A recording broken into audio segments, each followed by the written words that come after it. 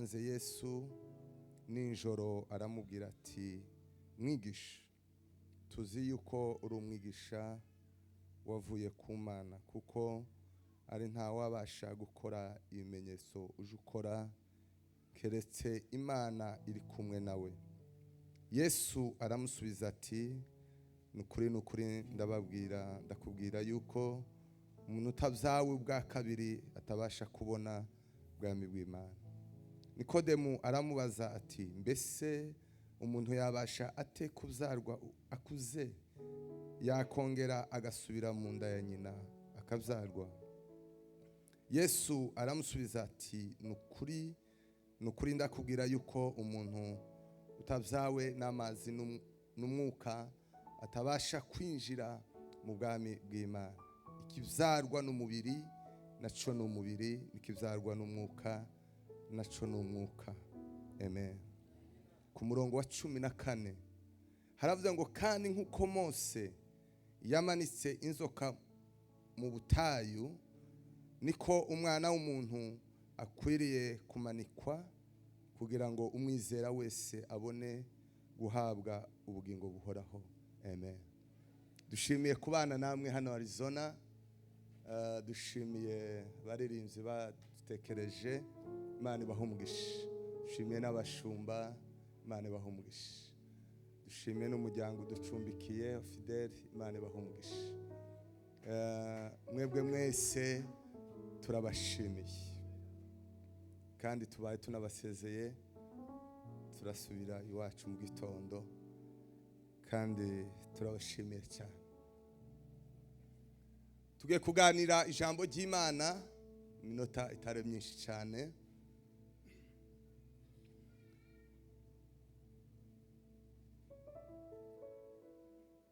Umuntu wese agira umwihariko we imbere y'Imana. Umuntu wese agira umwihariko we imbere y'Imana. Nico gituma iyo umuntu ataramenya umwihariko we imbere y'Imana uwo ari wo, azabaho mu buzima bujarajaye cyangwa mu buzima bubuze icerekezo. Kujya nta muvyeyi ese revera abana bawe ninde ukunda kurusha abandi? Bose urabakunda. Avuze ukuri. Bisobanura ngo umwana wese afite umwihariko we. Amen. Twese abizeye umwami Yesu bose n'abana b'Imana, ariko buri muntu wese afite umwihariko we ku Mana. Tugiye kuganira rero, nta wundi turi bubabwire ni Yesu. Niwe tugiye kuganira mu minota mikeya, kubera ko uyu Yesu abanyabwenge bananiwe kumwizera, abakomeye barabinaniwe, abatunzi bananiwe kwizera umwami Yesu. Isi ifite ikibazo cy'umwami Yesu. Kugeza n'uyu munsi wa none abantu banze Yesu. Abantu bari mu nzu y'Imana ariko baranze Yesu. Banze ico Yesu yabaziye. Ntabwo Yesu yaje kugira abantu abakire. Yasanze abakire bahaba. Amen. Ntabwo Yesu yaje kugira abantu abaririmbyi. Yasanze abaririmbyi bahaba. Ntabwo Yesu yaje gukora amasinagogi. Yesu yasanze amasinagogi ahaba. Yesu ntabwo yaje kugira abantu abahanuzi. Yasanze abahanuzi bahaba, ni nabo bamuhanuye. Yesu ntabwo yaje kugira ngo abantu ntibapfe. Yasanze abantu bapfa. Yesu ntiyaje kumaraho imfuzi, ntiyaje kumaraho ubukene. Yasanze buharara busiga. Yesu ntabwo yaje kugira abantu inzobe. Yesu ntabwo yaje gusonera abantu amahuzu. Yesu ntabwo yaje kubwira abantu bogoshe cyangwa ngo bambara amasogesi. Nza numva abantu bavuga ngo se ne gute umuntu azasirimba ntasogesi. Ubwo so ubutumwa bwiza. Yesu ntiyaje kubwira abantu ngo bambare amasogisi cyangwa ntibayambare. Hello, haleluya. None Yesu yaje kugira gute? Kwiza ari zo duharane. Ntabwo Yesu iyo umuntu ataramenya icyazanye Yesu azakora ize akagira ngo nibyo Yesu yazi, naho ari mu buyobe bukomeye cyane yaranze icyazanye Yesu. N'uyu munsi wa none hari ababakorera Imana ariko baranze Yesu, kuko gukorera Imana birashoboka ariko gukorana nayo ni ibintu bikomeye, kuko abantu benshi bakeneye kuba abakozi b'Imana ariko gukorana n'Imana ni ikindi. Kwizera Imana ni kimwe no kwizerwa nayo ni ikindi. Amen. Noneho nganiriye n'itonzi ariko nukugira ngo mbashe gushobora, ariko nasenze kare ngo Imana ifashe, ariko niko kwisi. None Yesu yaje gukora iki? Yesu yavuye mu ijuru aje kugira gute? Iyo nimutamenya intego ya Yesu muzabaho mu buzima bw'ubuyobe, ndetse azababwira ngo bamwe ngo bazava ngo twarabahanuzi, abandi bavuga ngo twakizaga abarwayi, abandi bavuga ngo twayoboye amatorero, abandi twaririmbye amasaha 12. Tiwibuka ko ari wowe twaririmbiraga? Bibiliya zimbwira ngo azababwira ngo mumve imbere mwankozi z'ibibi. Muzi inkozi z'ibibi n'abakorera Imana ariko baranze Yesu. Abo bose ni inkozi z'ibibi. Semvuze gute? Abantu bose bakorera Imana ariko baranze Yesu ni inkozi z'ibibi.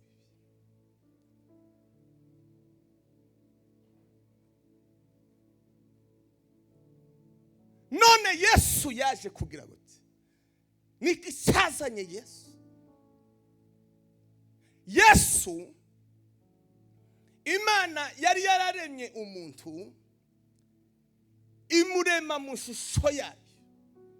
Irema Adamu aba mu buzima bwo gusabana n'Imana, aba mu buzima busa n'Imana, aba mu buzima butazi ikibi, aba mu buzima bunezeza Imana. Birambwira ngo mu mafu buri munsi ngo Imana yakazimusu bagiraga fellowship, buri munsi bagiraga amateraniro.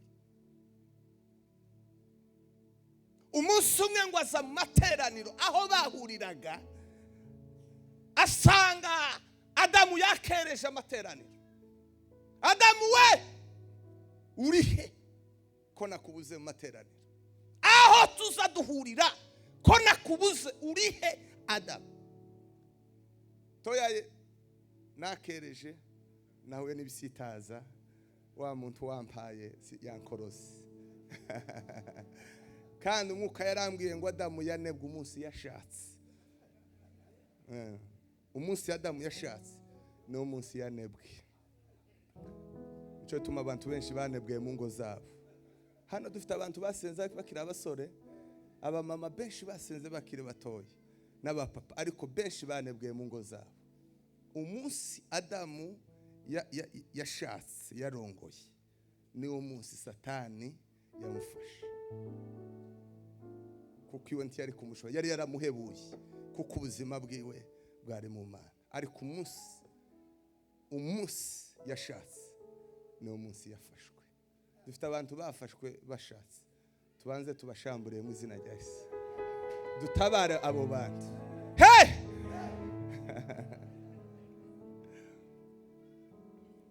Hallelujah. Adamu urihe? Nasitaye nihishe, numvishije imirindi yawe ndirukanga. Mwumve ikintu gikomeye aho ngaho. Ubundi twese turi abanyantege nkeya, ariko aho dutandukaniye, bamwe baja mu ntege nkeya bagasanga Yesu, abandi bakora intege nkeya bagahunga Yesu. Naho dutandukaniye, ariko twese turi abanyantege. Ariko itandukaniro, bamwe bahungira kuri Yesu, abandi bagahunga kuri Yesu. iwe yahunze Yesu, yahunze Imana, yarihishe. Zagenza gute ngo Imana ngo imubonye naho Adamu na Eva bagiye ngo basanga babona bambaye ubusa, ngo bagenda ngo biremera ibicocero ngo kugira ngo babashe kwemegwa n'Imana, babashe guhisha ubwambure bwabo, babashe kutagaragaza ubwambure bwabo, bashaka kwiremera ibintu kugira ngo babashe kwemegwa. Imana ibona bidakwiriye, fata umwana w'intama iramubaga, irabambika. Amen. Nubwo hari abantu bihishe mu kanisa, abantu biremeye ibicocero, ibicocero. Bamwe bihishe mu kanisa, abandi mu nshingano, abandi mu makora ibicocero. Ariko uyu munsi wa none mureke umwami Yesu abambike. Amen. Hallelujah. Uwo munsi ubusabane bw'umuntu buracika, umuntu arapfa. Urupfu ari wo murimo wa Satani numwe, nuwo gutanya abantu n'Imana, ari rwo rupfu. Iyo umuntu atakiba mu busabane bw'Imana, mu isi yo mu mwuka imbere y'Imana, aba ari umupfu, ntaba hari. Rero umuntu atandukana n'Imana, ubusabane bw'umuntu n'Imana burashira, ari wo murimo wa Satani kugeza n'uyu munsi. Kandi ikintu gikomeye Satani yakoreye Adamu, ntabwo yigeze amukura muri Edeni. Icyo Satani yakoreye Adamu, yamutandukanyije n'Imana, ariko amusiga muri Edeni. Satani ntashinzwe umurimo wawe. Satani hajali na kazi unayoifanya kanisani. Satani ntahangayikishijwe n'umurimo ukora. Hoya, intego yiwe nukugutandukanya n'Imana, ariko akagusigira inshingano n'Imana. Dufite abantu bafite inshingano ariko batakisabana n'Imana. Satani ntabwo azabirukana mu rusengero, ntabwo Satani azabasohora mu nzu y'Imana. Hoya, iyo si wo murimo wa Satani. Umurimo wa Satani nukwiba, no kwica, no kurimbura. Rero Satani yica gute? Aza gutandukanya n'Imana, akagusigira ibyo ushaka zose, kandi akakubwira ngo wewe, kugira ngo batabimenya, genda ubikore cyane bigize ukora.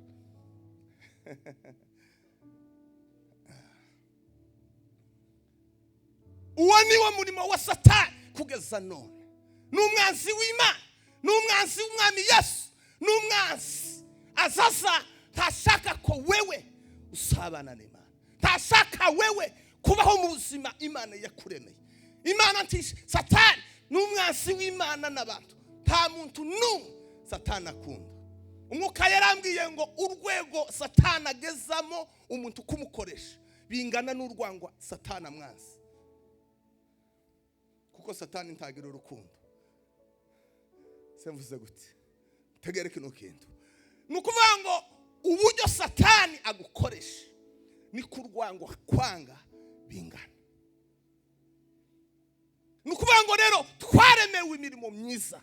Buri muntu wese Imana yamuremye, muri wewe ufite umwihariko, muri wewe uri mu bwiza, muri wewe urimo Imana yakuremye. Kandi mwumve kino kintu gikomeye, agaciro k'ikaramu n'ukwandika. Nubwo no igura $1,000 iyo itanditse ndahita, nta gaciro ibikimfitiye.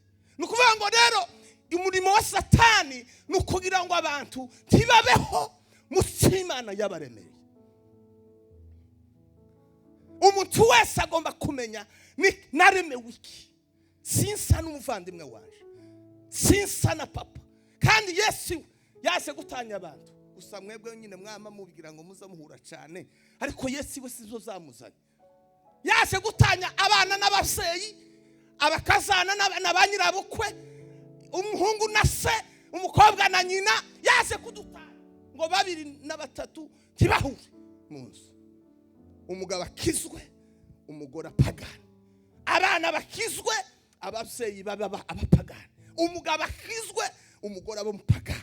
Yesu yaje kudutanya kandi nizo ntambara gusa tugira nuko gusa ni intambara z'abakijijwe n'abatarakizwa mu isi yo mu mwuka.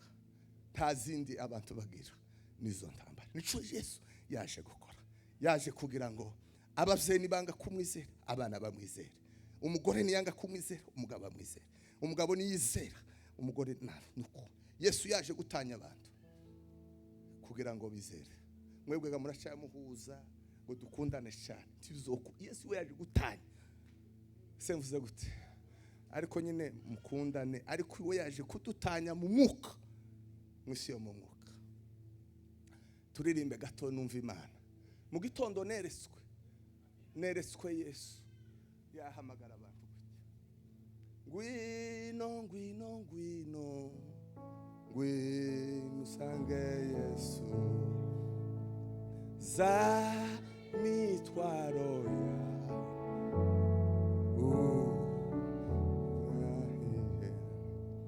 ngwino ngwino ngwino ngwino usange Yesu za mitwaro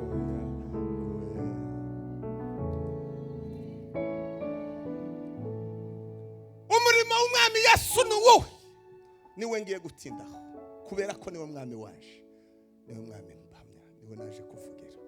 Umurimo w'umwami Yesu yongeye kuza kugira ngo abe umuhuza w'abantu n'Imana, yongere adusabanishe n'Imana. Ubugingo umwami Yesu n'umurimo umwe gusa wamuzanye, nukongera kandi gusabanisha abantu n'Imana, aribwo bugingo buhoraho. Ndashima umwami wanje wabaye umuhuza w'abantu n'Imana. Ndashima umwami wanje wabaye umuhuza w'abantu n'Imana. Ntare ya Yuda yaranesheje yakoneshe. Hey! Ntare ya Yuda yakojeje Satani kima, yabaye nk'igiti c'inganza marongo, yabaye dore umurimo Yesu yaje gukora nuwo gufata umuntu uri muza agafata n'Imana akaduhuriza muri we, agafata koma akamukura mu mwijima, agafata data akamuzana akaduhuza.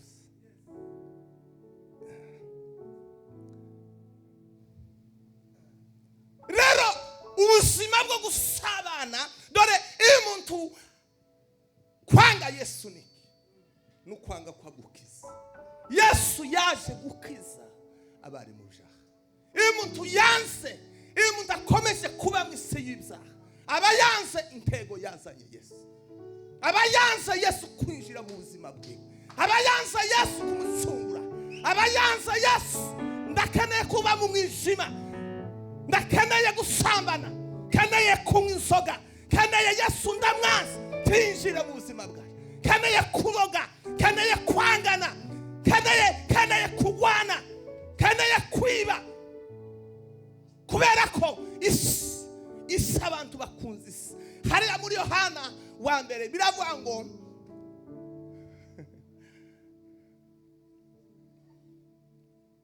timugakunde iby'isi. Ntawo kundi iby'isi ngo yongere kandi akunde n'Imana, ntibishoboka. Ntawo akunda isi ngo yongere kandi akunde umwami Yesu. Rero Yesu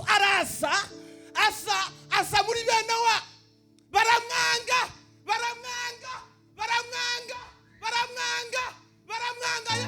uku namwe mwamwase.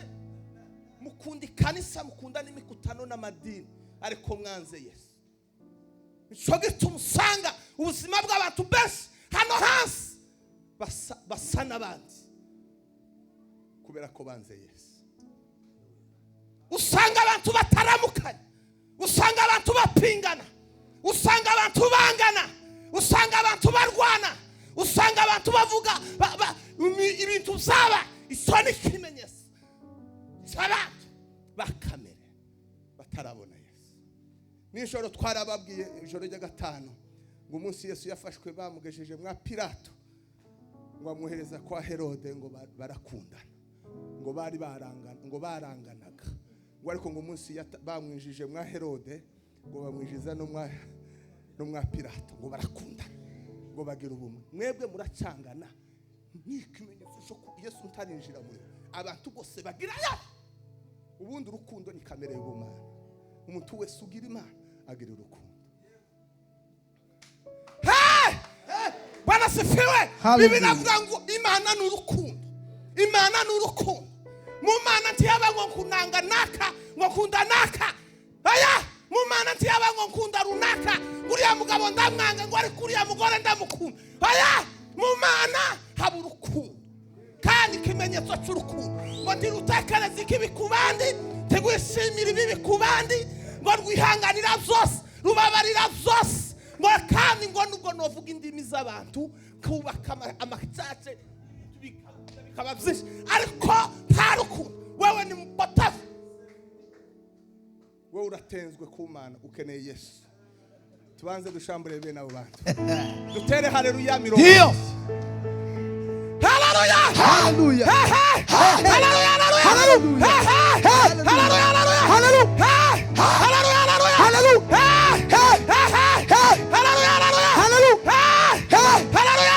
Haleluya! Ndafashwe we. Yesu yaje kuduhuza n'Imana. Twe twari dufuye tuzizuru, twari tuzizibja, twari kuri amasezerano, twari ubwoko. Jewe nkomezi, jewe nkomezi, jewe nkomezi. Ayiwe naricaye nabango sema mwisi ibihumbi n'ibihumbagiza ni gute wantekerejeho Mana. Hanyuma njereze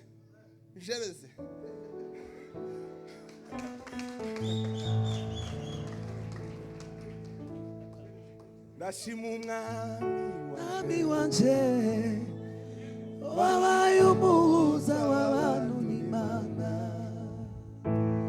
Ndashima umwami wanje wabaye umuhuza w'abantu n'Imana.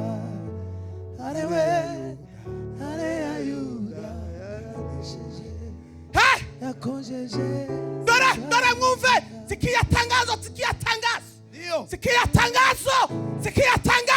Biblia inasema anaye mwana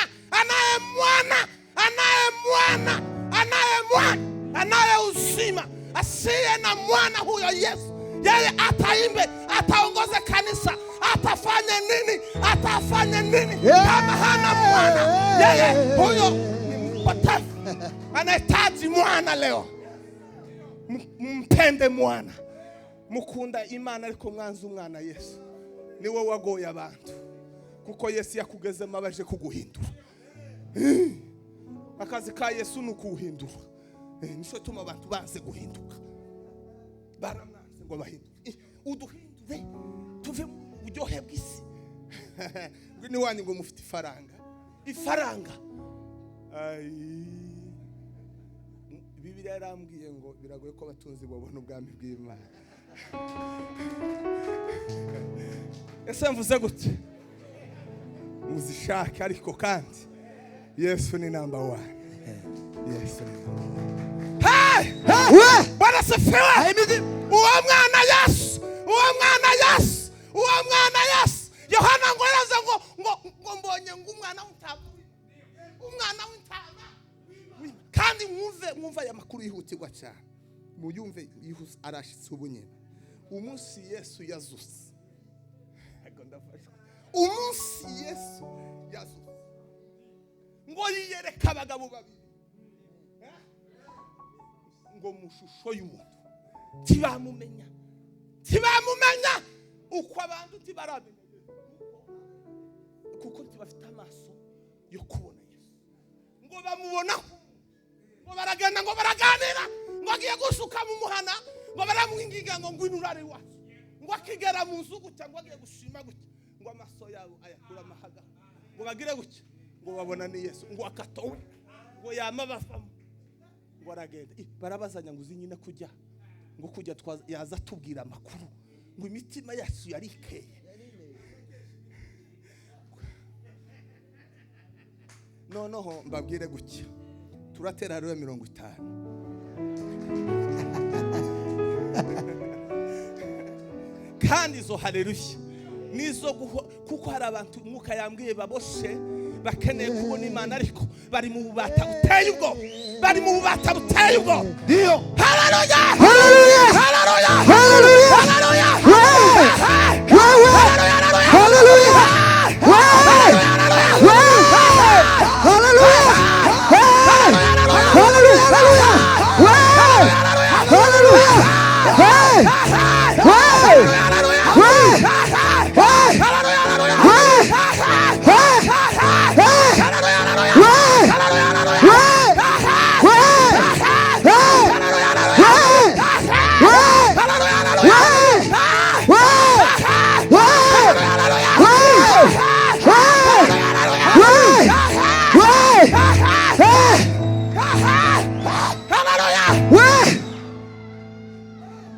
tumuvugirize impundu gato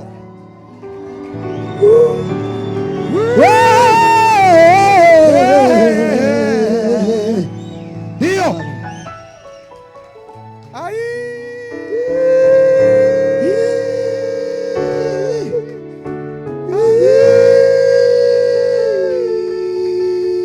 mutegere mwishare tegera amakuru y'umwami Yesu kuko ukenye Yesu ukenye Yesu tiwo kuri kunyuma y'ibyaha ngo bivemo nta Yesu ni uzuza yageze mu buzima bw'umuntu azayirukana ibintu byose bya shetani azayirukana kujya umwijima uzuhunga umuco tambaraga zibayeho kujya integeke zawe n'ibya satani arakwanze kuri umuntu ukorera satani kandi umwuka yarambwiye ngo ntawe urashima no kwavuga ngo satani ni mwiza bazi ko ari mubi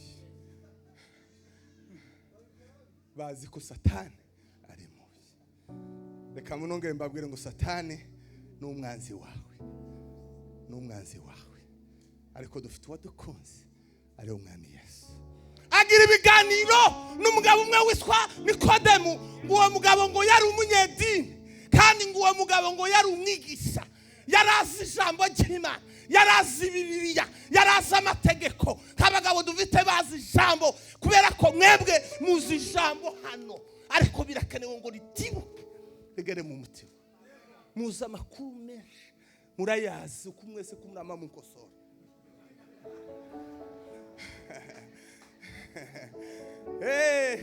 ariko ijambo ry'Imana rigomba kuva hano rikika mu mutima iyo rigase mu mutima nisho rigeriza rihindura birambwira ngo mu mutima w'umuntu ngo niyo hava ibibi zose kandi umwuka yarambwiye ngo nta muntu numwe wova hirya ngo aza asambanyije we nkomeze yaravuze ngo mu muntu ngo mu mutima w'umuntu ngo niho haturuka ibitekerezo bibi gusambana kwiba kwisha biba mu muntu gusa undazaza na bose bafite sebujuru none ubusambanyi bugakomerekana n'ubundi gusa babujyanye babukene ngo ubundi bujuze amapepo amakane ino muri Arizona hari umwuka usambanye ukomeye cyane hano hari umwuka usambanye ufite umwuka ukomeye cyane usambanye Yes araryoshe Yes amereye neza ariko andutirubuki Yes aganira n'uyu mugabo warasara mwegera nijoro ngo kuko yazatinya abanyedini arabegera aramubwira ngo Yesuwe keneye kumenya amakuru yawe ibi bintu wakora bimeze gute Yesu ntiyamubwiye ande manera aramubwira ngo nukuri Nikodemu ngo utazawe ubwa kabiri tushobora kubona ubwami bw'Imana. Iyo topic iyo nagiye mu masengesho menshi cyane sanga ako kantu ko kubyaga ubwa kabiri timuza mukavuga, timuza mubwiriza abantu kuvuka ubwa kabiri. Utavyawe ubwa kabiri adashobora kubona ubwami bw'Imana. None Nikodemo agira ikibazo, none uko kuzaga ubwa kabiri jewe umusaza ungana gutya shobora gusubira mu nda ya mama akongera kandi akamzara? Yesu aramubwira ngo nukuri Nikodemo ngo utazawe n'amazi n'umwuka udashobora kwinjira mu bwami bw'Imana, ngo kuko icyabyawe n'umubiri ngo naco n'umubiri, ngo ikizagwa n'umwuka ngo naco n'umwuka. Mutegererera amakuru kuko abantu benshi n'abanyamubiri n'abantu bakamere. Kujya utobuza ihene kurisha iri mu bwatsi niko utobuza umuntu wa kamere gukora ibyaha.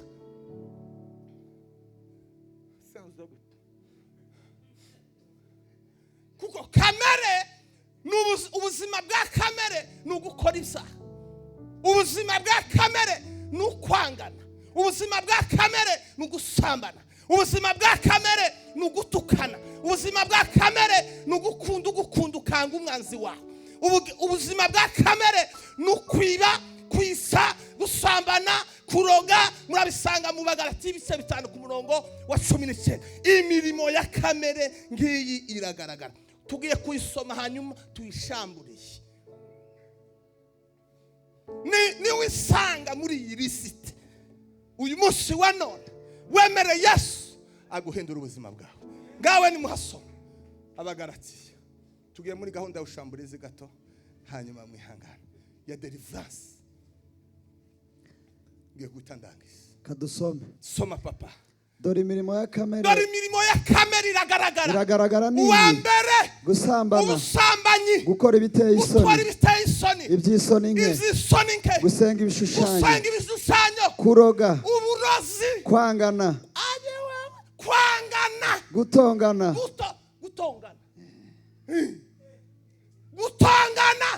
ishari, abanyeshari, umujinya, abagira umujinya, amahane, no kwitandukanya, no kwirema ibice. Ni mu miryango abantu ntibakivugana. Kwitandukanya ibise, kugomanwa, gusinda, ubusinzi, ibiganiro bibi n'ibindi bisa bityo. Ndababwira hakiri kare kuko nababwiye kera yuko abakora ibisa bityo batazaragwa ubwami bw'Imana. Abantu bose n'abakamere, nta mwuka w'Imana ubabamo, tibaravyaga ubwa kabiri.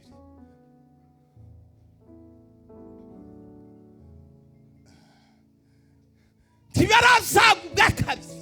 Baracyara abagabo ba kamere, baracyara abagore ba kamere, baracyara abahungu n'abakobwa ba kamere, baracyara abashumba ba kamere, baracyara abaririmbyi ba kamere, baracyara abayumbe ba kamere, baracyara abavuga butumwa ba kamere batarigera basagwa ubwa kabiri. Ngo ikizawe n'umubiri naco n'umubiri, ngo ikizawe n'umwuka ngo naco n'umwuka.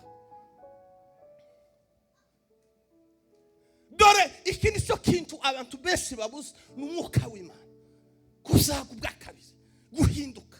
Yohana yaje abatiza umubatizo wo kwihana, umubatizo w'amazi n'umubatizo wo kwihana, ariko ntushobora guhindura umuntu.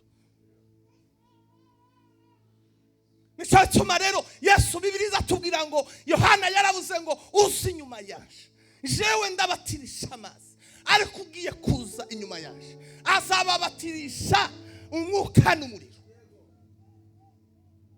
Umwuka azabyara, umwuka ni uzubyarira Imana abana, umwuka azabyara. Kandi imbuto z'umwuka wera, ntawo kwera imbuto z'umwuka wera adafite umwuka wera. Mutegere kino kintu, abantu bakeneye kwera ingeso nziza, bakeneye kunesha icyaha, kandi badafite umufasha, badafite uwera urukundo, uwera imbabazi, uwera kwihangana. N'umwuka we n'abasawe ubwa kabiri, n'abana b'Imana, n'abumva umwuka wera, bakayoborwa n'umwuka wera, bakagendana n'Imana umunsi ku munsi. bakumva se bazabumva se, bagira imvugo ya se bazabayumva, bazabubaha se bazabagendana na se, bazabubahisha se babyawe ubwa kabiri.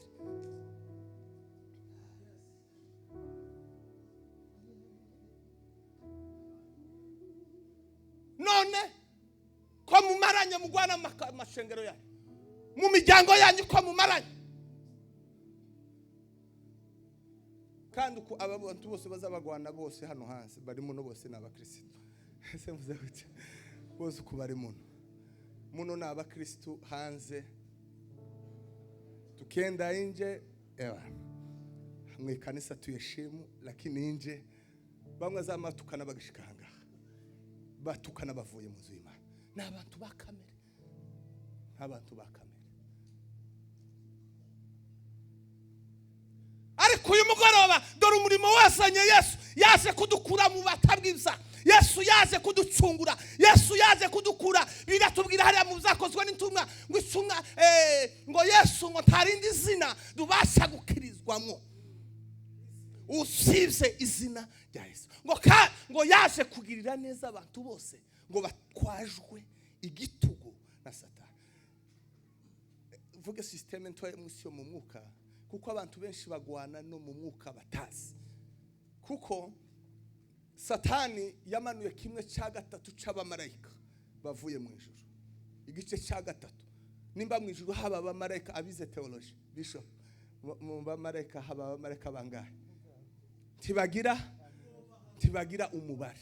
Satani yamanuye kimwe cya gatatu cy'abo bamarayika. Abo nibo bitwa abadayimoni, nibo bitwa les démons.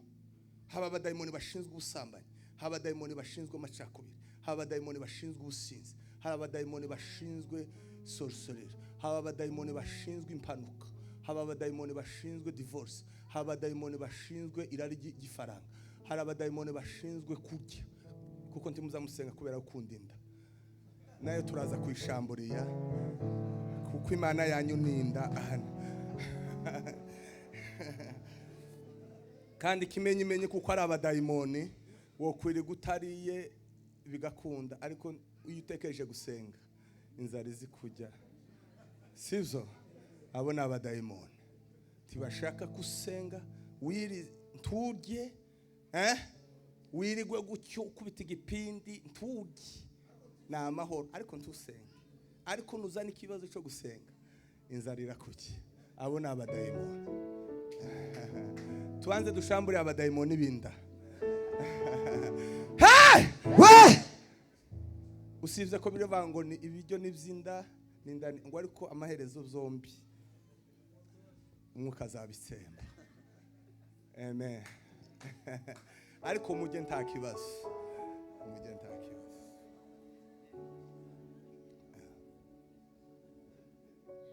Misiyo mu mwuka noneho iyo myuka niyo Satani azayohereza mu bantu. Umuntu yitwa umusambanyi ryari?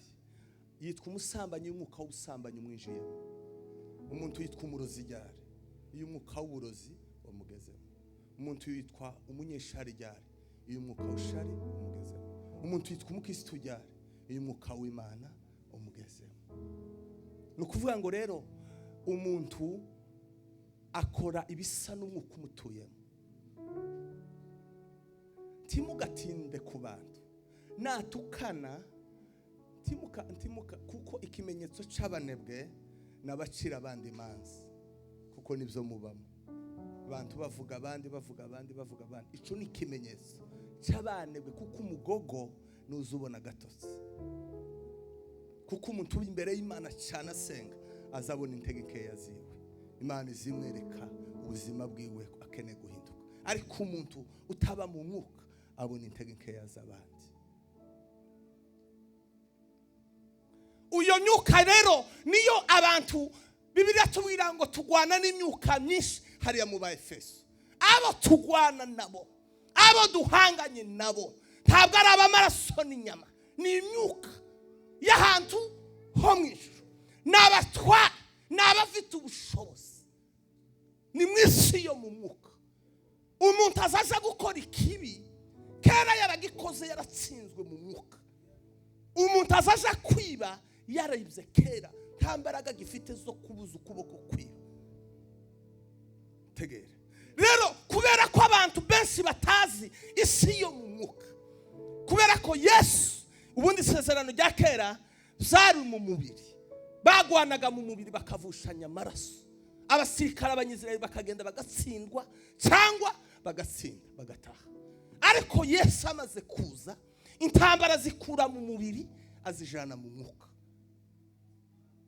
Nico gituma rero abana b'Imana bagomba kuzaga ubwa kabiri kugira ngo babashe kumenya ubwami bw'Imana, babashe kuja mu mwuka, bagwana intambara mu mwuka, baneshe mu mwuka. Ariko kubera ko abantu batuzuye umwuka wera, bazabagwanisha intambara y'umwuka bakayigwanisha umubiri, bigatuma batsinda, bigatuma bananirwa, kubera ko ntibazi intambara bagwana nayo. Nico gituma rero abantu aho kugenda buzura ubwami bw'Imana, abantu aho kugenda bakura mu bwami bw'Imana, niko baye bagenda bananirwa umunsi ku munsi. Hano hari abagabo bigeze gusenga Imana ariko barapfuye mu mwuka.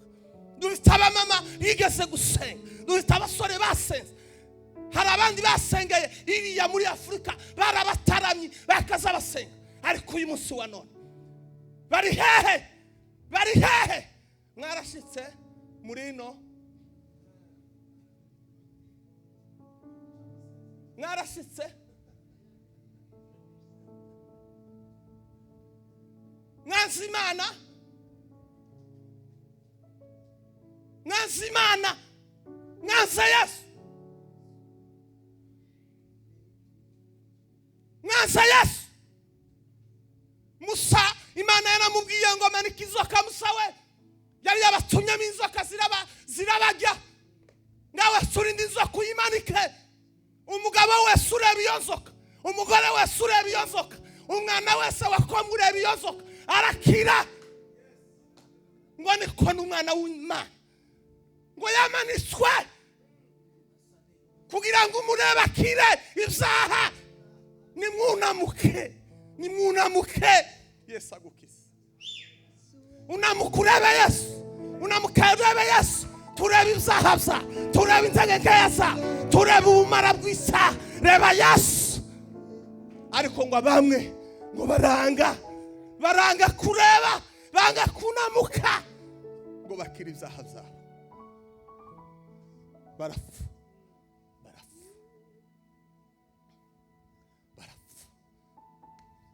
Dufite abantu bapfuye, dufite abagabo bapfuye, dufite abagore bapfuye, dufite abashumba bapfuye, dufite abaririnzi bapfuye, dufite abaririnzi bapfuye, dufite abayumbe bapfuye.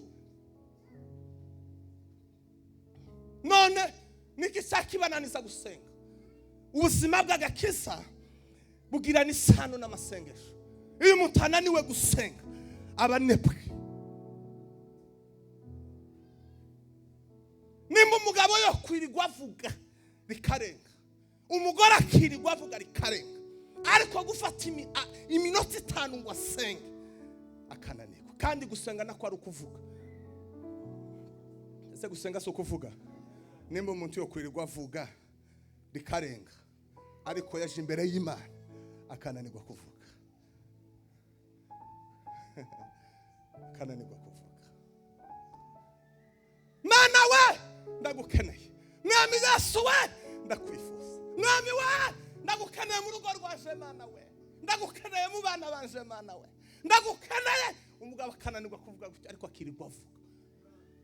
Dushambure abagabo bazabirirwa bavuga, ariko bagera cyo gusenga ururimi rugakama bakagumwuma. Abo n'abantu bakamere, kuko gusenga nuko abanyamwuka, nuko abanyambaraga, nuko abuzuye Imana, nuko abuzuye Imana, nuko abavutse ubwa kabiri basabanyotegwa Imana we. Yesu yabwiye umugore w'Umusamariyakazi, aramubwira ngo yoba waruzi ugusabza amazi, nawe uwo musaza akaguha amazi, tazongera kandi kugira inyota ukundi. Iyo Yesu yinjiye muri wewe asamara inyota y'ubusambanyi, asamara inyota y'inzoga, asamara inyota yo gutukana. Haleluya! Yesu w'i Nazareti, umwami w'amahoro, umwami w'amahoro, umwami w'amahoro. Nta mahoro y'umunyabyaha wasirima baguha inshingano, ariko nimbura umunyabyaha nta mahoro, nta mahoro, nta mahoro. Ariko Yesu niwe mahoro. Ikimenyetso cy'umwami Yesu mu buzima bw'abamufite n'ubwami bw'amahoro. Iyo ageze muri twe azaduha amahoro. Abagira Yesu baba mu bwami bw'amahoro. Mwami Yesu warakoze, wampaye amahoro yo mu mutima, unindira muri simbi. Mwami Yesu warakoze. Tugiye gusenga Imana. Sinzi ubumara bw'icyaha bukuri mu Satani gusa, ariko Yesu yaramanitswe kugira ngo abamureba bose bakire. Ngwino, ngwino, ngwino usange Yesu.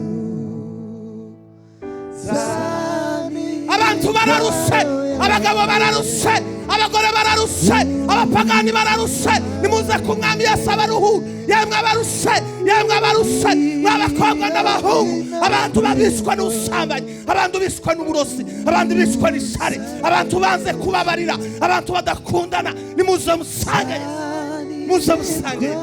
Turabingingira umwami Yesu. Nimwemere Yesu, nimwemere Yesu aguhindura umugabo. Emerera Yesu ahindura ubuzima bwawe. Emerera Yesu uzugendana na Yesu, wirigwane na Yesu.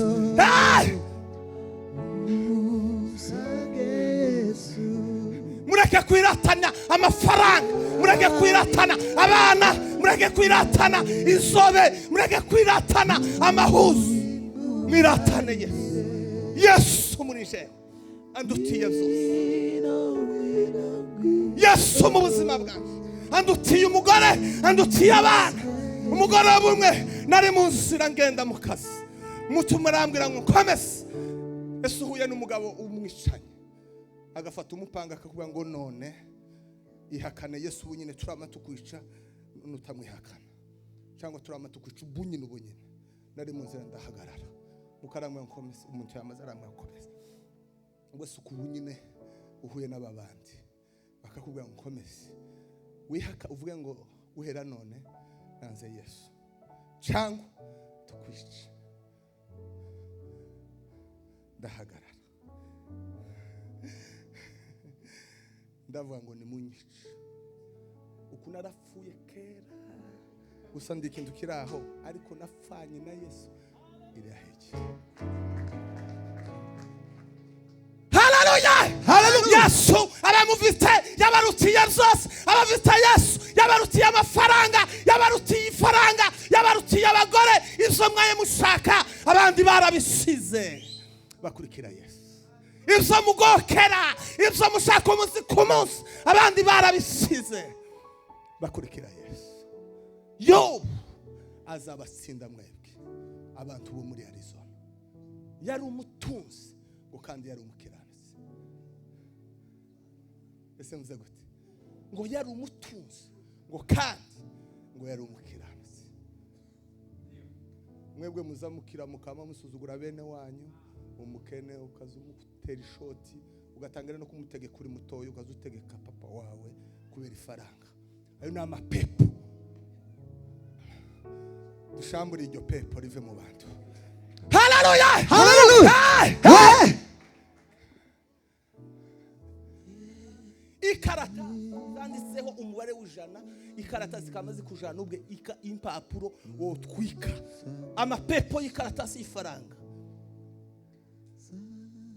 Akagutandukanya n'umwami Yesu. Akagutandukanya n'umwami Yesu. Tubizokunda. Tugiye gusenga ubunyene. Muka yambwiye ngo hari abantu benshi babaswe na Satani. Bashaka kumenya Imana, bashaka kuzamuka cyane, ariko barabaswe. Kandi babaswe n'ibintu bibiri. Karande ntimuzi karande. Bene wacu benshi bishwe na karande z'imiryango.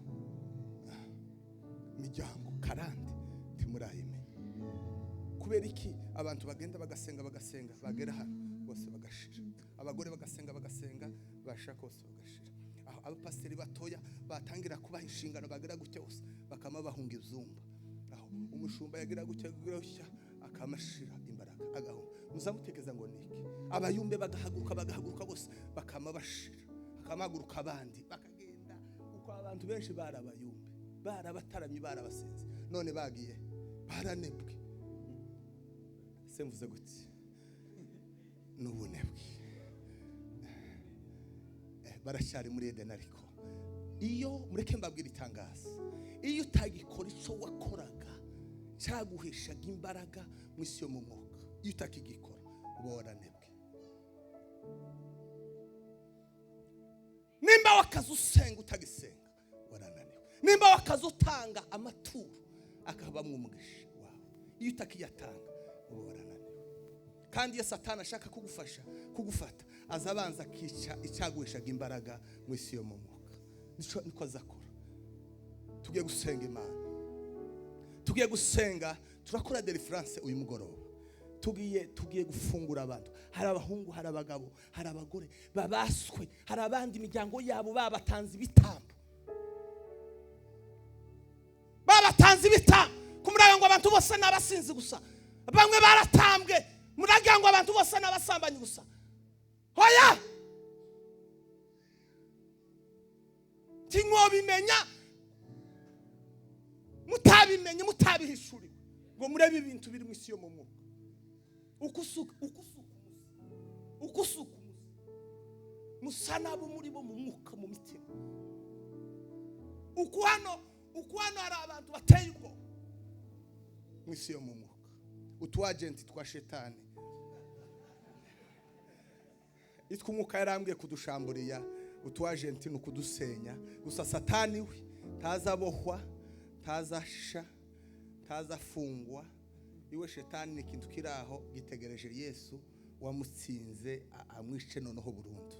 Gusa yaramukomerekeje umutwe, yamukomerekeje umutwe, nuko ariko ategereje noneho kujugunywa mu muriro. Hari ababa dayimoni rero twavuze, n'utuagenti turi mu bantu. Naratangaye ngo Mariya ngo Yesu yamukuyemo abadayimoni 7. Hari umugabo umwe hariya wari wasaziwe ngo yamukuyemo ngo abadayimoni ngo bangana n'umugana w'ingurube, ngo bari b'ibihumbi 2. Uko bizukora bingana n'abadayimoni bakubamo. Ako turashamburiya yeme. Haleluya. Bwana sifiwe. Haleluya.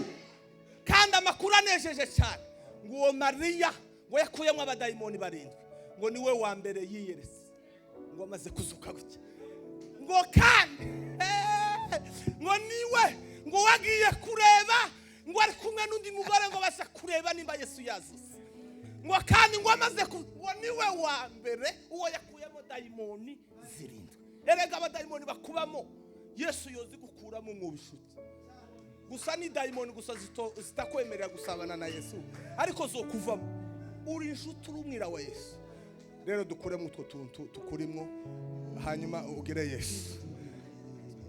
Yeme dushamburiye, buri muntu wese yishamburiye.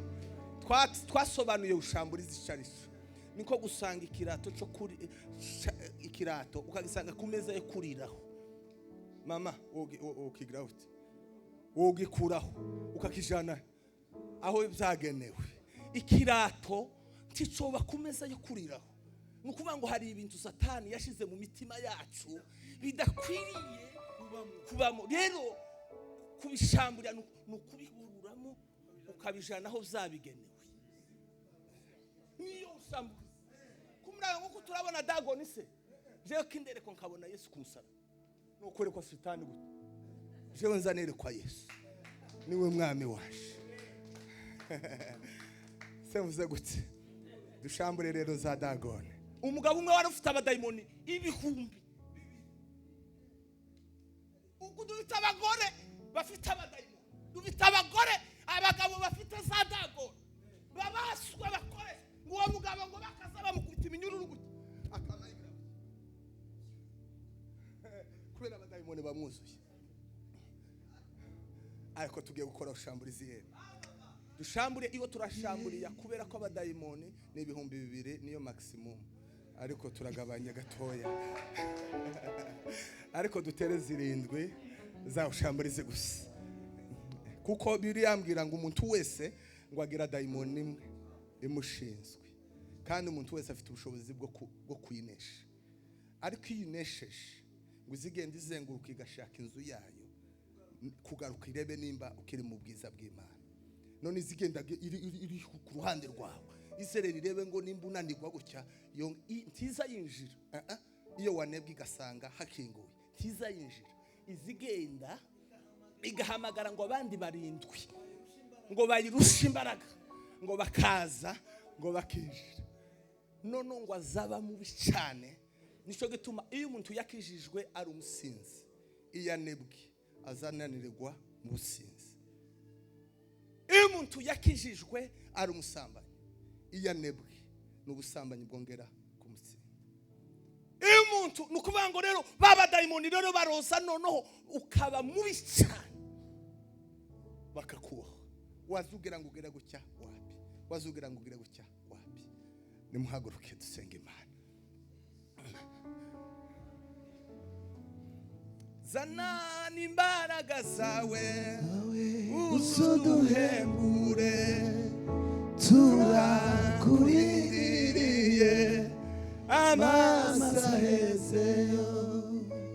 Zanani imbaraga zawe uzuduhembure, tugiye gusanga Imana. Sinzi igikomere ufite, sinzi aho Satani akuryamishije, ariko mwunamuke murebe Yesu ku musaraba, murebe Yesu mwabagabo mwe, murebe Yesu mwabamama mwe, murebe Yesu mwabakobwa mwe, mwabasore mwe, murebe Yesu.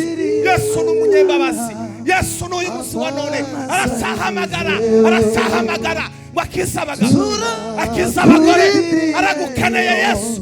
Yesu aragukeneye, Yesu aragukeneye, Yesu aragukeneye, Yesu aragukeneye, Yesu aragukeneye, Yesu aragukeneye. Musaga ubwa kabiri, Mwuka w'Imana babsare, Mwuka w'Imana babsare, Mwuka w'Imana babsare, mukundane, mubabarirane, mugenderane mwabashumba, mwabashumba mwe mugenderane, mwabashumba mwe mukundane, mwabashumba mwe musenge. Nimudasenga Imana isababasa.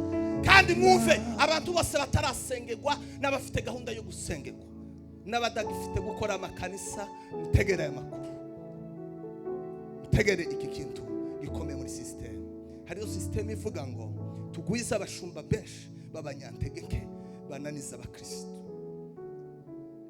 hanyuma bashire abakristo umwuka wo kuvuga abashumba babo nabi, hanyuma umuvumo winjire mu ngo zabo. Ole umuntu uzawicara mu rugo rwe, umugabo n'abana n'umugore bagatora umushumba wabo bakamutuka. Ole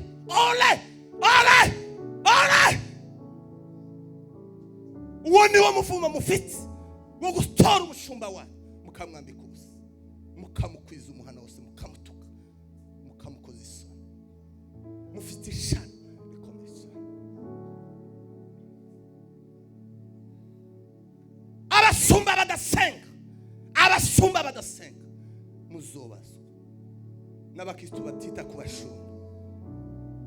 Ni gute umushumba ufite abakristo barenga 10 azakora 24/7 mu nzu bacunze abantu aho gucunga itorero? Afite abakristo barenze 10. Nyinyi mukwaje izo faranga nimutazikorera Imana, muzozigura ibigirwamana, muzoza muzijana mu nzoga, muzijane mu busamba, nimutazikorera Imana. Refera ntagomba kujusoka mu kanisa. Isi n'abashumba bose ngomba kwica bagasenga. None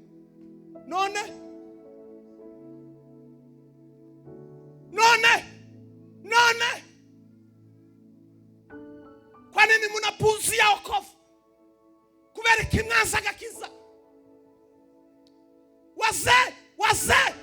Wazee hawaombi tena, abagabo bakutibasenga, hamwombi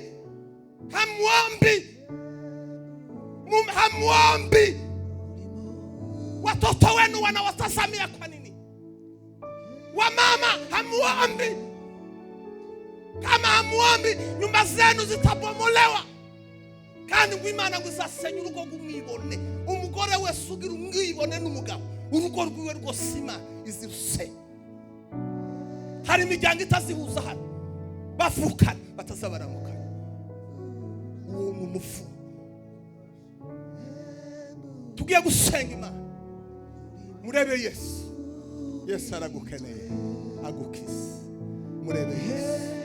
Murebe Yesu. Murebe Yesu. Mana data. Mana gira neza. Mana ibahora. Mana ikiza. Mana itabara. Mana ibahora. Imana yakuye Isirayeli muri Egiputa. Uyu mugoroba bahora abagore, bahora abagabo, bahora abasore, bahora abakobwa. Ele salila dreberigaya soyewa. Mumbaraga Imana, mumbaraga z'ubushobozi, mumbaraga z'Umwami Yesu. Ijambo ryawe riratubwira ngo bahaye urufunguzo, bahaye urufunguzo rwo gufungura. Mana ndafungura iminyururu y'ibasa abagabo, ibasa abagore, iminyururu y'ubusambanyi, iminyururu y'uburozi, iminyururu y'ubusinzi.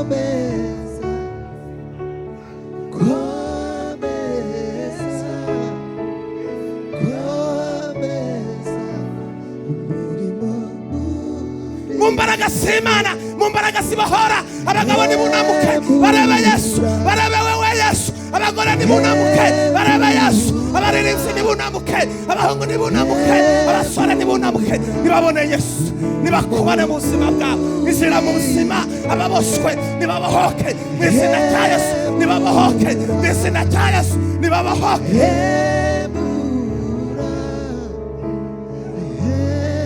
Imbaraga Imana, imbaraga zibahora, imbaraga zibahora, imbaraga zibahora, imbaraga zisenya, imbaraga zihindura, imbaraga data. Imbaraga zawe, imbaraga zibahora, bahora, bahora. Yesu bahora, Yesu bahora,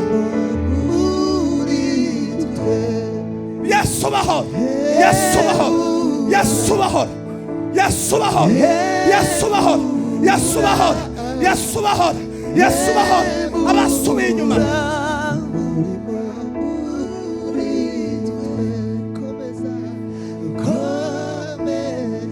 Hadre destroy Ebreberia saya Hadre grese le prepe Imbaraga Imana, imbaraga z'umusaraba, imbaraga z'umusaraba, imbaraga z'umusaraba, imbaraga z'amaraso nizibohore abari bataye Satani. Yesu waje kutubatura wase kutubatura wase kutubatura abarushe nibabahoke. Warabuze ngo yemwe abarushe n'abaremerewe nimuze musange ndabaruhura. Hari abagabo barushe, hari abagore barushe, hari abakobwa barushe, hari abasore barushe. Yesu uyu mugoroba bahora, bahora, bahora, bahora, bahora, bahora, bahora, bahora, bahora, bahora mu izina rya Yesu. Bahora, bahora, bahora, bahora, bahora, bahora, bahora, bahora, bahora.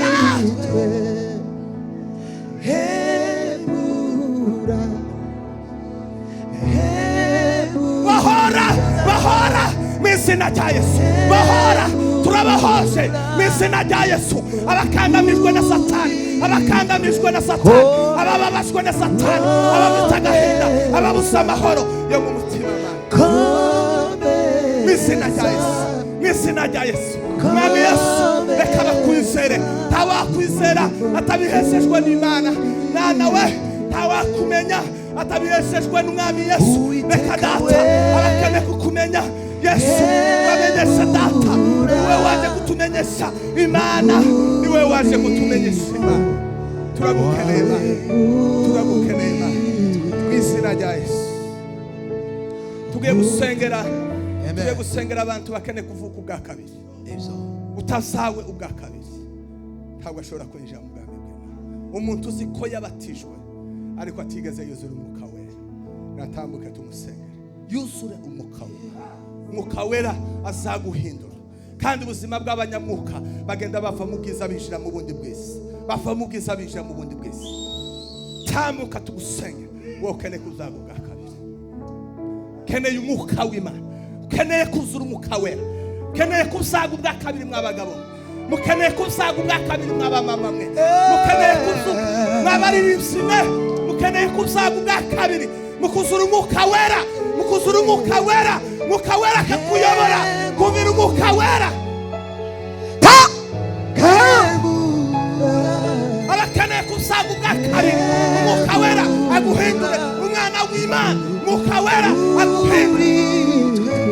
aguhindure ku mwana w'Imana.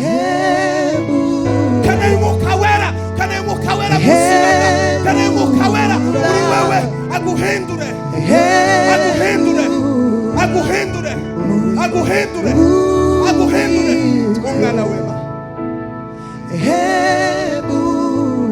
Keneye umwuka wera mu buzima bwawe, keneye kuzura umwuka wera, keneye kuzaga ubwa kabiri, keneye imbaraga z'Imana, keneye ubuzima, ubuzima buhindura, keneye ubuzima, keneye umwuka wera agufashe.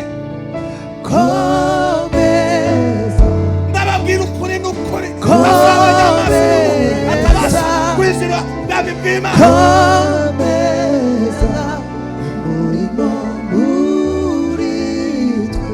Mana data, Mana imbaraga n'ubushobozi, elezele propaide la heniwa, agredezele propaide, mwuka w'Imana.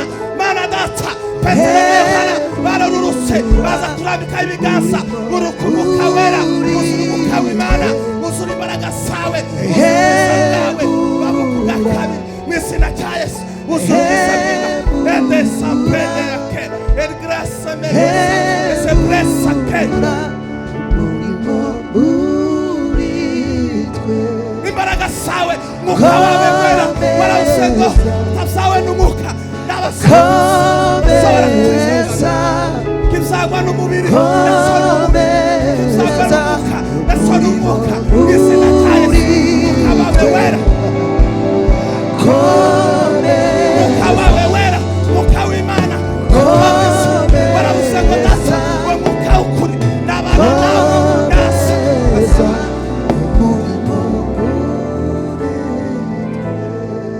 Yesu waravuze ngo umwuka w'ukuri nasa, nzabohereza umwuka w'ukuri. Uwo mwuka w'ukuri nasa azabana namwe, azabayobora, azabibutsa, azabigisha. Aba bene data barafukamye Mana mbere y'amaso yawe, bakeneye kuzaga ubwa kabiri. Mwuka wera abazare, mwuka wera abazare, buzura umwuka wera, buzura imbaraga zawe, buzura umwuka wera. Baba abana b'Imana bahinduke, ubuzima bwabo buhinduke, ubuzima bwabo buhinduke, ubuzima bwabo bukire, ubuzima bwabo buhinduke mu izina rya Yesu, mu izina rya Yesu, mu izina rya Yesu, mu izina rya Yesu, mu izina rya Yesu, mu izina rya Yesu. Uzuza abakobwa, warambwiye data muzakozwa n'intumwa, uravuga ngo igihe cy'imperuka, igihe cy'imperuka nzasuka umwuka wanje mu bahungu n'abakobwa, bazahanura, abasore bazerekwa, abakambwe bazarota. Yesu, igihe cy'imperuka uzuza umwuka wera mu bahungu n'abakobwa, abasore bahanure, abakambwe barote, buzura ubwiza bwawe. Ndagushima, ndaguhimbaje Yesu, ndagushimiye ko waducunguye, naje wacunguye mu izina rya Yesu. Ubwami bwawe nibushe ukwera none data, aba bene data babe ubwami bw'Imana, babona ubwami bw'Imana, ubugingo bwabo bushize mu biganza byawe. Urakoze Mana ku bimenyetso n'ibitangaza ukoze. Bene data Mana, ndagushimiye kuko ubabyaye ubwa kabiri. Waravuze ngo nimba umwuka wiyazuye Kristo aba muri mwe, uwo muri abakristo, reka umwuka wera babemo, umwuka wera abayobore, umwuka wera abahe kumvira Imana, umwuka wera abahindure, umwuka wera abahindure ku bana b'Imana, umwuka wera abahindure, umwuka w'Imana abayobore, umwuka w'Imana yongera abaha amaso, umwuka w'Imana yongere data abanesereze, umwuka wera yongere abagwanirire, Mwuka Wera yongere abafashe, Mwuka Wera yongere abagwanirire, Mwuka Wera, yes, Mwuka Wera, mw'izina rya Yesu.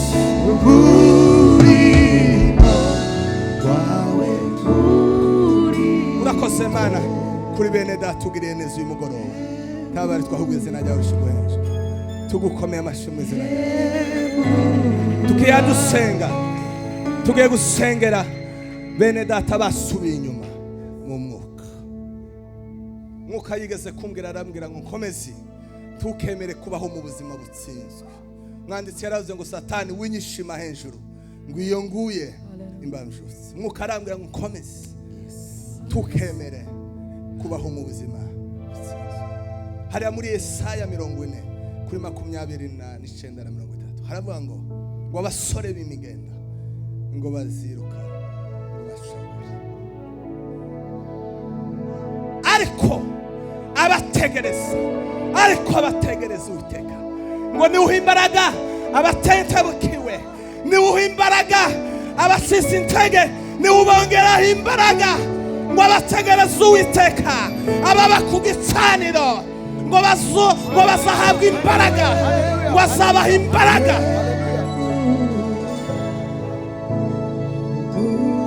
Ngo bazagurukisha amababa. Iyo umuntu yuzuye imbaraga z'Imana azagendera hejuru y'isi, azahabwa imbaraga, akagendera hejuru y'ibigeragezo, akagendera hejuru y'isi, akagenda.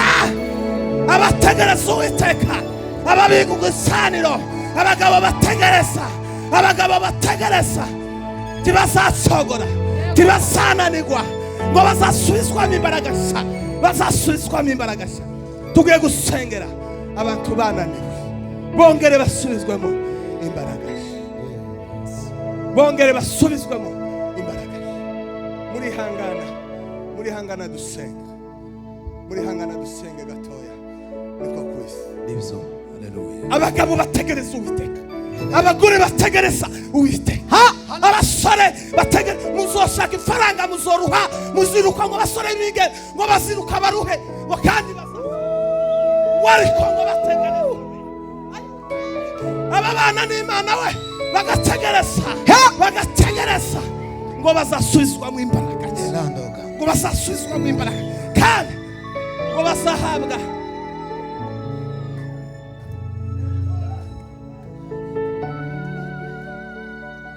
Abantu basubiye inyuma tugiye kubasengera, mwongere musubizwemo imbaraga. Imana iragukeneye uri mu bujuzi. Imana ikeneye kubona, yigeze kugirana urubanza na muzabibu, iravuga ngo muze mwabagabo mwe mwasiwe, nimuze mucire urubanza n'umuzabibu rwaje. Ntacyo ntabakoreye, narabazitiriye, ndahwira, ndabagara, ndakora imirimo yose, ariko kandi nari mbiringiye kuko bazanyerera imbuto, ngo ariko ngo bagiye kwera, ngo bere ibintu ndashaka. Niko Imana itakoze mu buzima bwawe, niko Imana itakoze mu buzima bwawe, niko Imana itakoze mu buzima bwawe, niko mwabamama mwe, niko mwabagabo, mwabasore, niko Imana itakoze. Ariko waje kwera, ukera indibu. Tugiye gusengera abantu basubiye inyuma mu mwanya. Imana irabakeneye. Zamura amaboko tubasengere. Umuntu wese uzi ko akeneye gusubizwa Imana.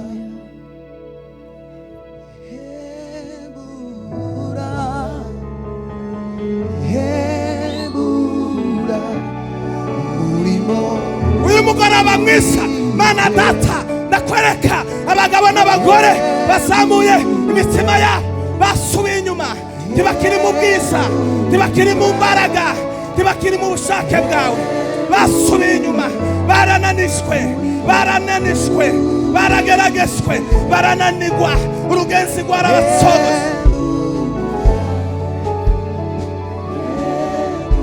Mwami Yesu, tubasubiza abategereza Uwiteka bahimbaragasha abagabo bahimbaragasha muri Arizona abagabo imbaragasha gusenga abagore muri Arizona imbaraga zawe bongere basubire zose bongere basubire mu mbaraga zawe bongere basubire mu buzuzi bongere basubire mu mbaraga za Mana Data uyu mugoroba mwiza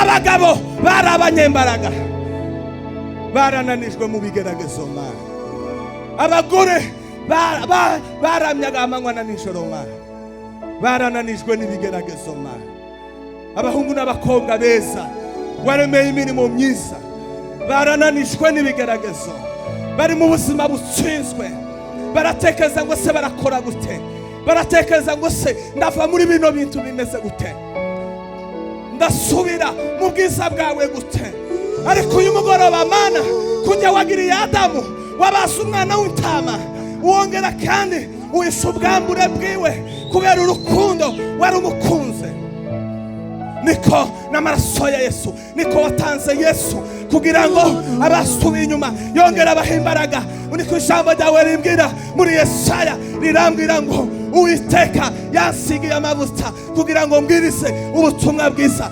abagwaneza babwire ubutumwa bwiza abari mu mbohe ngo mbabwire amakuru yo kubohoka abari mu nzu y'imbohe ngo babohokwe abari imbata babatugwe ababuza amahoro wongere ubabere amahoro mwami Yesu imbaraga abatentebukiwe imbaraga abananiwe mu rugenzi Mana wongere basubire mu nzira bongere batekereze bibuke urukundo rwabo rwa kera bongere bibuke aho bavuye bakaje bongere Data bibuke urukundo rwawe rw'umusaraba bongere bibuke imbabazi zawe wa mwana w'ikirara yaragiye iyo yagiye abura amahoro Mana aribwira reka nsange Data reka Mana abagabo n'abagore bibwira kukugarukira bongere bagaruke kwa Data umunyembabazi umutunzi w'imbabazi umunyarukundo umugira neza ubabarira gukiranirwa ubabarira ibicumuro ukubabarira ibyaha uyu mugoroba Data abananijwe nibongere basubizwemo imbaraga abantu nibaze ku bicaniro abatangaga nibatange abagiraga neza nibagire neza abafashaga imfubyi nibakomeze abatabaraga abandi nibatabare abasengaga nibasenge abakora Data nibasongere kandi basubire ku murimo wawe urakoze Mana urakoze muri uyu mugoroba urakoze kubitanga urakoze Mana kutanze imbaraga urakoze kutanze imbaraga urakoze Mana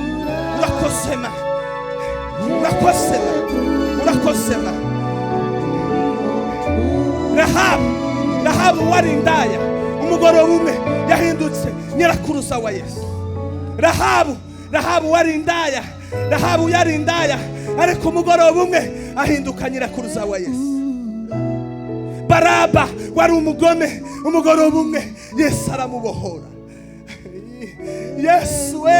Yesu waratubohoye twari abagome Baraba waramubohoye yari umugome yari uwo kwicwa ariko umunsi wafashwe baramubohoye umunsi wabambwe ku musaraba niwo munsi watubohoye natwe Mana reka Mana uyu mugoroba ubwiza bwawe n'imbaraga zawe niziganze kandi ukora ibitangaza mu izina rya Yesu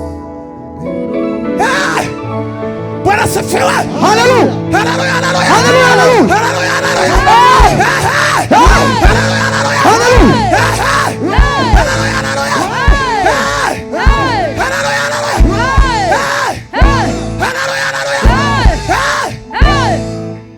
Bwana asifiwe amen tugiye kongera kandi gusenga haleluya Rahabu maraya Rahabu umugoroba umwe yizeye Yesu, yizeye Imana ya Isirayeli, Imana imuhindura nyirakuruza wa Yesu. Uko usa kose, uko uri kose, Yesu aragukunda. Uko uri kose, Rahabu indaya, ijoro rimwe yizeye Imana ya Isirayeli.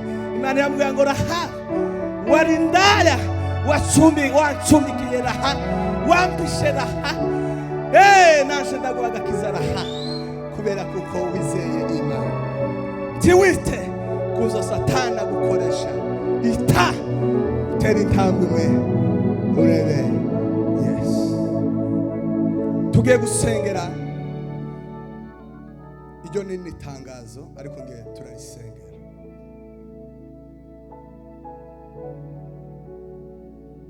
Abantu banga ibigeragezo,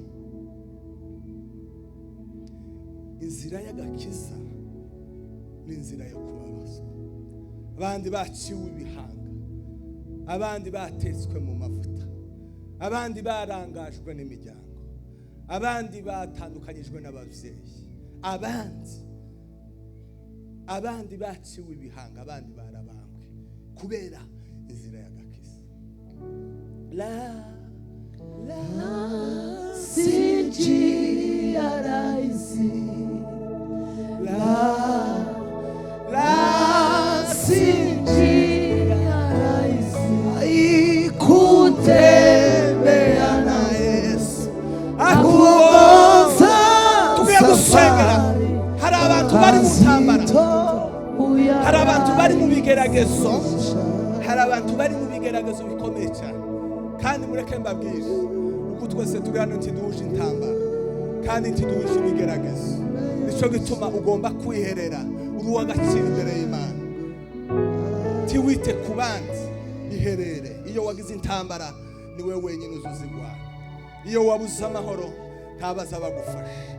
Iyo byanze mu rugo nta bandi baza bagufasha. Tugiye gusengera abantu baye bageragezwa. Imana ibareke kwihangana. Biravuga ngo nimugubwa gitumo ngo nibagerageza bitari bimwe. Mwishime. Ibyishimo byo kugeragezwa n'imbaraga zo gutsinda ibigeragezo. Tugiye gusengera umuntu umwe uri murageragezwa. Imana imutabare kandi aneshe icyo kigeragezo. Kunesha kwawe nizo mbaraga zawe. Turi abagabo babahamya ubuzima bwanje jewe imba ku meza ya Satani, sinobabwira ubuhana, imba ku meza gutya Satani. Kandi iyo Satani anyizeho abateye Imana yanje nanje kunyiga. Imana ntizitererana abantu. Iyo abanzi bawe bagutekereje baguhesha, bababwiye ngo Mana tekereza uwa. Twe gusengera abantu benshi bananijwe n'ibigeragezo, twe tuma banebwe. Hanyuma dusenge turangize. Reka nkubwire ikigeragezo ufite nizo mbaraga zawe.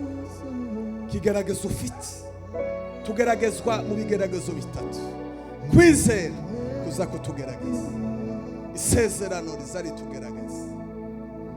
Ijambo rya kabiri, kwizera. Imana ikeneye kukuzamura mu mwuka, Imana ishaka kukuzamura mu mwuka, izigerageza kwizera. Satani ntazagerageza, Satani azashukana. Imana nizigerageza, isezerano izari kugerageza kwizera. Imana ikagerageza kwizera, ishaka kukuzamura mw'isi yo. Ibigeragezo ufite ushobora kuba ari iby'isezerano cyangwa Imana ishaka kongera kujana mu bundi bwese. Kuko umuntu azacugwa mu gihumba kimwe, Imana igiye kumuzamura mu bundi bwiza. Ubundi bwiza bwose bugira intambara zabo. Iyo ubunesheje uzawinjira mu bundi bwiza, ugasanga ubundi bwiza bufite intambara, wabunesha ukinjira mu bundi bwiza. Kuvuga ngo ibigeragezo nivyo bitwinjiza mu bwiza. Mana data, Izina rya Yesu Kristo, Mana ishobora ziringiro bikomeye, imbaraga z'umwami Yesu. Turasengera abageragezwa, turasengera abari mu ntambara, turasengera abagore n'abagabo bageragezwa umunsi ku munsi, abakobwa, abasore, abari mu ntambara mwami Yesu ubagwanirire ubaneshereze bahagarare badatsinzwe bahagarare kigabo bahagarare badatsinzwe bambare umutima wari muri Kristo Yesu k'intwaro abagabo bakunesha abagore bakunesha abashumba bakunesha ntambara z'imihamagaro bakunesha ntambara z'imihamagaro abaririmbyi bakunesha ntambara z'umuhamagaro imiryango abafite intambara mu miryango abafite intambara abashakanye abafite ibibazo abafite ibigeragezo abari mu gahinda abababara abababashwe uyu mugoroba mwiza kora ibitangaza abari bagiye kunanirwa nibongere basubizwamo imbaraga abari bagiye kunanirwa ubaneshereze mu izina rya Yesu nibongere basubizwamo imbaraga mu izina rya Yesu nibongere basubizwamo imbaraga mu izina rya Yesu nibongere basubizwamo imbaraga mu izina rya Yesu nibongere basubizwamo imbaraga mu izina rya Yesu bakunesha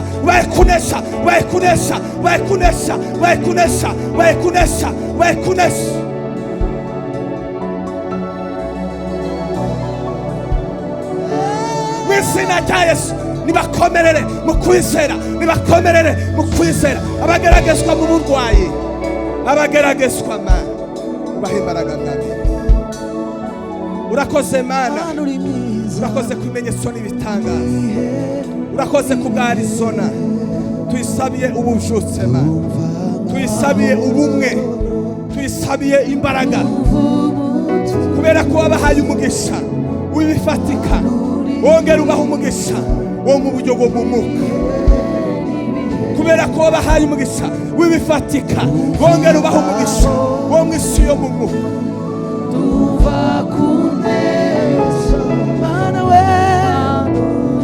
mu izina rya Yesu tugukomeye amashyi Mana uri mwiza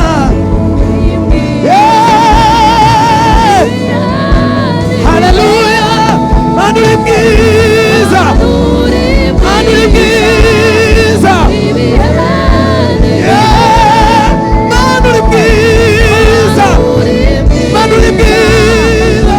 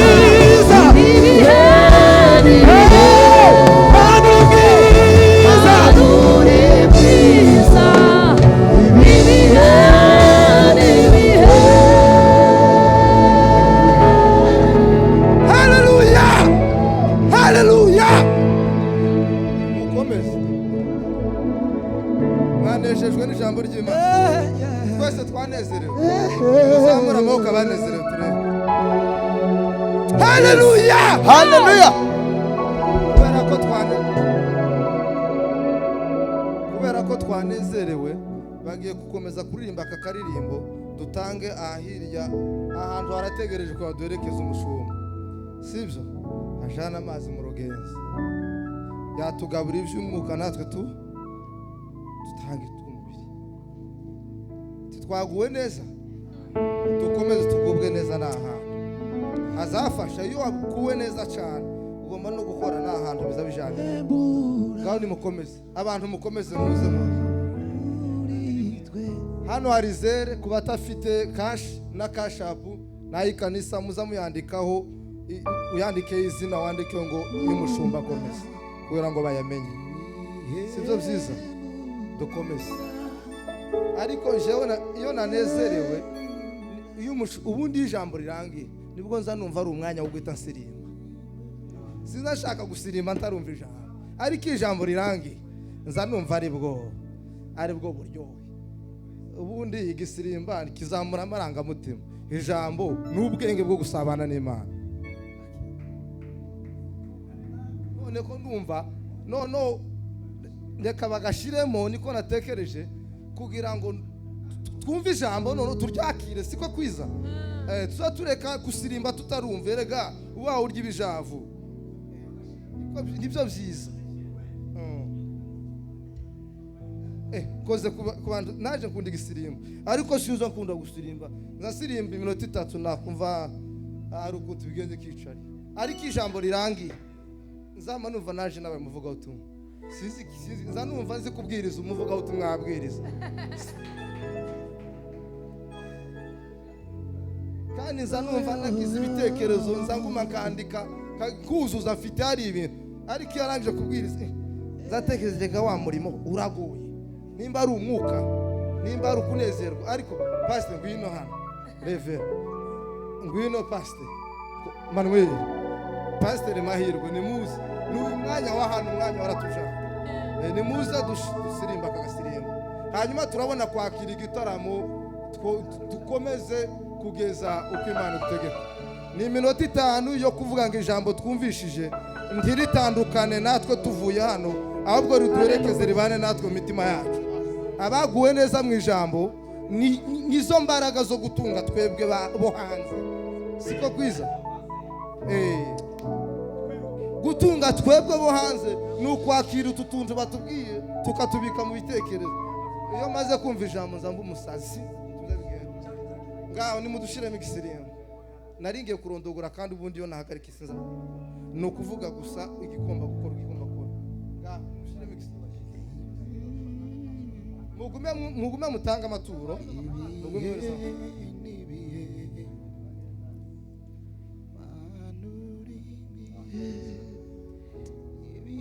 kandi yo ni inkuru nziza abwiza tugerageza.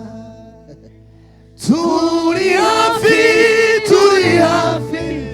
yo guhurira mu ijuru, turi hafi yo guhurira mu ijuru. Hazaba amahoro menshi yo kunezeza umugenzi, hazaba amahoro menshi yo kunezeza umugenzi. Uzamure mikrofone uyihe, ngacuranga papa, shiramo.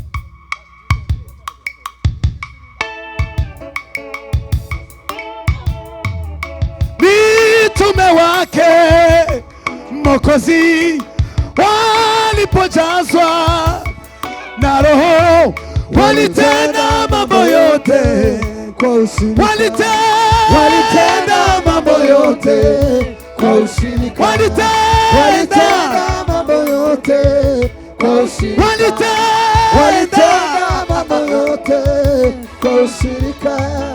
Mitume wake Mwokozi walipojazwa walitenda mambo yote kwa ushirika, walitenda mambo yote kwa ushirika, walitenda mambo yote kwa ushirika, walitenda mambo yote kwa ushirika, walitenda mambo yote kwa ushirika, walitenda mambo yote kwa ushirika, walidumu kwa maombi na vitu vyote kwa ushirika, walidumu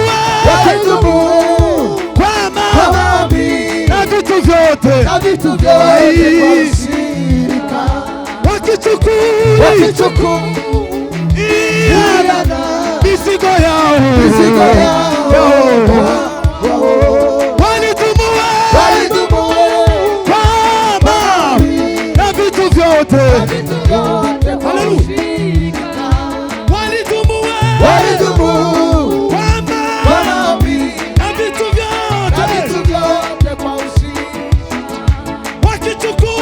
wakichukua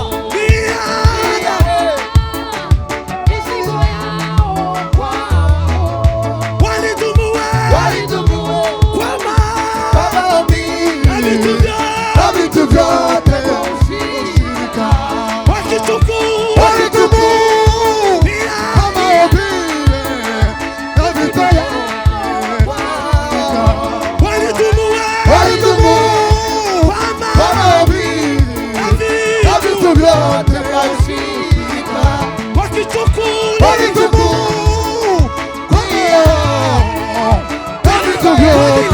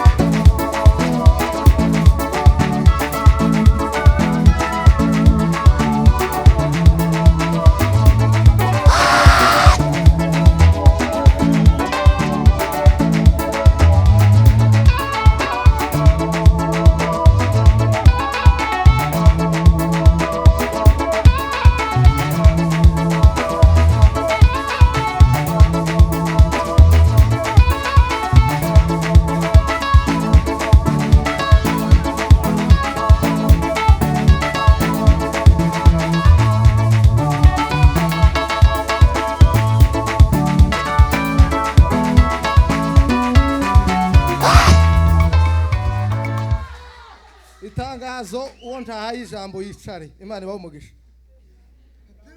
Iryo ni itangazo. Mwica.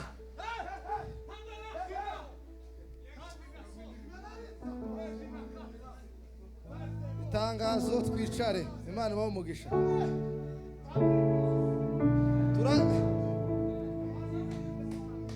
Kubera ko tugikomeje nari mbicaje kugira ngo nabo bature sibo banezerewe se nowe baratura basirimba. Reka twakira umuririmbyi aririmbe hanyuma naba bature nibarangiza gutura twe twari turi imbere turagaruka dusirimbe. Siko kwiza nari mbaye akanya ko kwisaka no gukora kuri cash app twanywereze hano kuko tibikunda aruzi ukoresha telefone asirimba se ariko muragaruka nako karuko nari mbahaye gusa kari umukozi w'Imana bonke. Imana igumugisha papa.